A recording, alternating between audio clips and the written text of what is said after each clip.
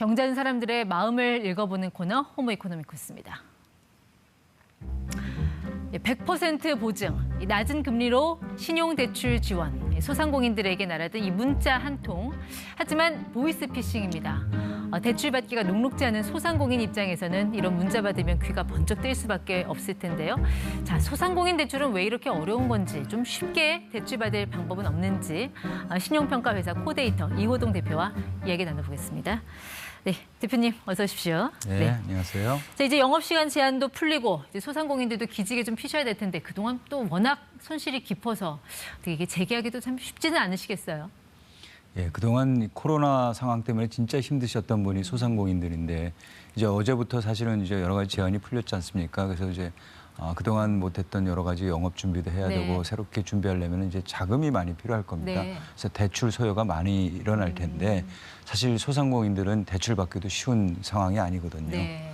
뭐 신용 대출이 어렵다는 말씀이세요? 그렇습니다. 사실 개인 대출 같은 경우에는 작년 말 기준으로 1,890조인데 그중에 한 20%가 신용대출이에요. 네. 근데 소상공인 대출 같은 경우에는 규모가 620조로 개인 대출의 3분의 1 수준이긴 하지만 신용대출은 전혀 전무합니다. 대부분이 담보나 보증에 의한 대출이지 신용대출은 아예 없다고 보면 됩니다. 소상공인 분들도 뭐 얼마든지 저게 성실하고 또 착실하게 영업하는 분들 많은데 왜 이분들은 이렇게 신용대출이 어려울까요?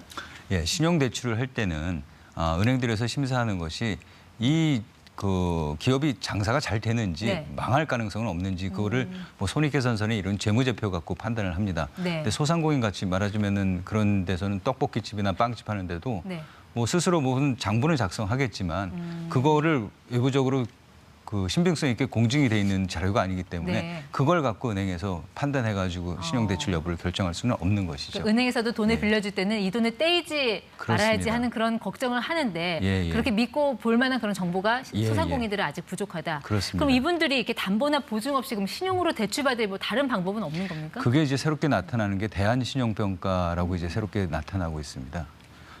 대한신용평가라는 거는 뭐냐면 기존에 금융거래 정보 이용하던 것이 아니라 새롭게 그전에 안 봤던 정보들을 활용해가지고 평가하는 것인데요. 예를 들면은 우리 소상공인들도 카드 매출을 다 하잖아요. 가맹점에 이루어져가지고 그러면은 신용카드사는 그런 카드 매출 정보가 다 데이터로 쌓여 있습니다. 그런 데이터를 이용하면은 이 소상공인이 매출이 얼마나 있었는지, 그다음에 단골 고객 수는 얼마나 되는지, 입지 조건은 괜찮은지, 이 상권이 어떤지를 다 볼 수가 있거든요. 이런 금융 데이터 말고 비금융 데이터는 또 어떤 것들이 있습니까? 지금 금융결제원에서는 여러 가지 금융거래 이제 그 정보도 다 나오는데 말하자면 자동이체 내역이라든가. 자동이체 내역으로는 뭘 보나요? 자동이체 내역이라는 게 무슨 전기료, 수도료, 가스료 이런 게 이제 자동적으로 빠져나가는지 그렇게 계속 빠져나가다면 이 소상공인은 계속 활동성이 괜찮은 거야. 이렇게 이제 판단할 수가 있는 것이죠. 그렇군요. 그다음에 뭐 통신비 이런 것도 마찬가지고요. 그다음에 아까 단골 수도 맞았는데 이게 단골 고객이 많은지 아닌지도 이제 파악해가지고 이제 할 수가 있죠. 단골 고객 수를 어떻게 확인할 수 있죠? 아까 제가 카드 매출 이렇게 얘기했는데 신용카드에서 카드 매출을 보면은 어떤 고객이 그 가맹점에 얼마나 왔는지 횟수도 다 파악이 됩니다. 그걸로 해가지고 이제 단골 고객 수가 많은지 없는지를 판단할 수 있는데 결국 뭐 이게 빅데이터의 힘이라고 볼 수 있죠. 고객과의 신뢰도를 보겠다라는 거군요. 그렇습니다. 이 단골 고객 수를 신용평가에 활용할 수 있다면 예를 들어 뭐 빵집이나 음식점 다녀온 소비자들이 남기는 뭐 인스타그램의 해시태그라든지 온라인의 리뷰 이런 것도 뭐 신용도를 평가하는 데 활용할 수 있겠네요. 당연히 활용할 수 있습니다. 제가 한번 잠깐 예를 들어보면요. 우리 뭐 동네 빵집이나 뭐 떡볶이집 이런 것들 있잖아요. 장사가 잘 돼가지고 매출은 올라가는데 이 자금 결제가 만약에 한 3개월 후에 들어온다. 그래서 새롭게 빵을 만들고 할 때 자금이 부족하면 대출을 받아야 되는데 예전과 같이 뭐 재무제표를 들여다보는 그런 구조하에서는 대출을 못 받게 되는데 뭐 단골 고객은 많은지 그다음에 주문 현황은 어떤지 인스타그램에 해시태그는 얼마나 붙었는지 온라인 리뷰가 뭐 얼마나 달렸는지 이런 걸 활용한다면 얼마든지 대출이 가능하게 되는 거죠. 그런 정보는 기존 금융사에서 활용했던 그 전통적인 그런 신용평가 기준에 비해서 조금 정보 가치가 낮은 수준 맞습니다. 아닌가요? 예전 재무정보에 비해서는 좀 수준이 떨어지는 거 아니냐 이렇게 판단할 수도 있지만 저는 그거는 약간 좀 섣부른 판단이 아닐까 이렇게 생각하는데 요즘은 빅데이터 시대입니다. 과거에 활용되지 못했고 수집되지 못했던 데이터라고 무조건 가치가 낮다고 볼 수 없는 게 빅데이터 뭐 그다음에 요즘은 IT가 고도화되고 있고 네. 빅데이터에 여러 분석 기법이 있어가지고 과거에는 가치를 찾아낼 수 없었던 그 데이터에서 새로운 네. 가치를 찾아내고 있거든요. 이걸 통해서 얼마든지 가능할 수 있다고 대표님은 봅니다. 그렇게 생각하실지 몰라도 이제 결국 이제 대출을 해주는 거는 은행이잖아요. 은행에서 맞습니다. 과연 이런 대안 정보의 신뢰성, 유효성을 인정을 해줄 것이냐, 거기에 예. 맞춰서 대출을 해줄 것이냐. 이게 중요할 것 같은데요. 지금 말씀 주신 바와 같이 진짜 대출해 주는 거는 은행인데 은행이 믿고 해줘야 되는 건데 저는 그렇게 분명히 될 거라고 봅니다. 왜요? 왜냐하면은 은행도 지금 변신 중에 있습니다. 왜 지금 우리 빅테크 기업이 금융산업에 진출하면서 네. 뭐 디지털 전환이 금융혁신이 일어나고 있고요. 예. 특히 인터넷 뱅크 출현으로 보수적인 시중은행도 네. 엄청난 변화를 꾀하고 있습니다. 뭐 한 가지 예를 들면 우리 카카오뱅크 같은 경우에도 네. 대안 신용평가를 이제 제시하고 있는데요. 네. 뭐 카카오 택시를 이용한다거나 그다음에 카톡에 들어가지고 우리 선물하기 이런 것들 있잖아요. 그런 정보를 이용해서 신용 상태를 평가하는 방법도 그 택시 나타나고 타는 거, 뭐 선물하기 이런 걸로 어떻게 상대의 그 신용 평가를 예상을 한다는 거죠? 아까 네. 소상공인의 활동성을 평가하듯이 이 개인에 대해서 얼마나 택시를 많이 타고 그다음에 뭐 선물하기, 선물 받기 네. 이걸 이 사람이 선물을 많이 받는 사람인지 선물을 많이 주는 사람인지 그 정보에 따라서 이 사람은 굉장히 활동량이 좋은 사람이야 하면은 당연히 그보다 떨어지는 사람에 비해서는 더 신용 점수가 높아질 수가 있는 것이죠. 네. 근데 그런 것들이 어떻게 보면 굉장히 민감한 개인 정보일 수 있잖아요. 네, 맞습니다. 이런 거를 그냥 신용평가사에서 뭐 개인 동의 없이도 다 활용을 할 수 있는 겁니까? 당연히 개인 동의가 있어야 되고요. 저희 신용평가사는 신용 정보 이용 및 보호에 관한 법률에 의해서 이제 정보를 취급하고 있고요.